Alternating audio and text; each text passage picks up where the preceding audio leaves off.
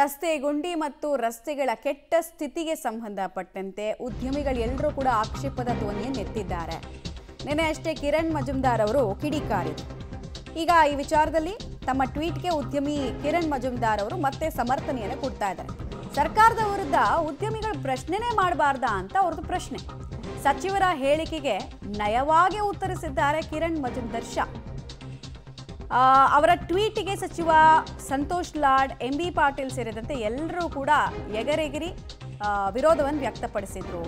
ಈಗ ಅವ್ರು ಕೇಳ್ತಾ ಇದ್ದಾರೆ, ಕಳಪೆ ನಿಧಾನಗತಿ ಕೆಲಸಗಳಿಗೆ ಮಂತ್ರಿಗಳನ್ನೇ ಹೊಣೆಗಾರರನ್ನಾಗಿ ಮಾಡಿ ಸಮಸ್ಯೆಗಳನ್ನು ಪರಿಹರಿಸೋಕೆ ಈ ಸರ್ಕಾರಕ್ಕೆ ಅವಕಾಶ ಇದೆ ಅಂತ ಸಾಫ್ಟ್ ಆಗಿ ಮತ್ತೆ ತಿರುಗೇಟನ್ನು ಕೊಟ್ಟಿದ್ದಾರೆ. ಅಲ್ಲಿಗೆ ಅವರು ಪ್ರಶ್ನೆಗಳನ್ನು ಎತ್ತುತ್ತಾನೆ ಇರ್ತೀವಿ ಅನ್ನೋದನ್ನು ಹೇಳಿದ್ದಾರೆ.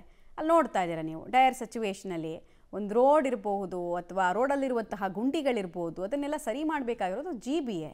ಆ ಪ್ರಾಮಿಸನ್ನು ನೀವು ಮಾಡಿರ್ತೀರಿ. ಅಡ್ಮಿನಿಸ್ಟ್ರೇಷನ್ ಅಂದರೆ ಅದೇ ಅಲ್ವಾ? ಕರೆಕ್ಟಾಗಿ ನಿಮಗೆ ಎಲ್ಲ ಫೆಸಿಲಿಟಿ ಕೊಡ್ತೀವಿ ಅಂತ ಪ್ರಾಮಿಸ್ ಮಾಡಿರ್ತಾನೆ ಅಡ್ಮಿನಿಸ್ಟ್ರೇಷನ್ ನಡೆಸೋದು ನೀವು ಅಂತ ಅವ್ರ ಪ್ರಶ್ನೆ.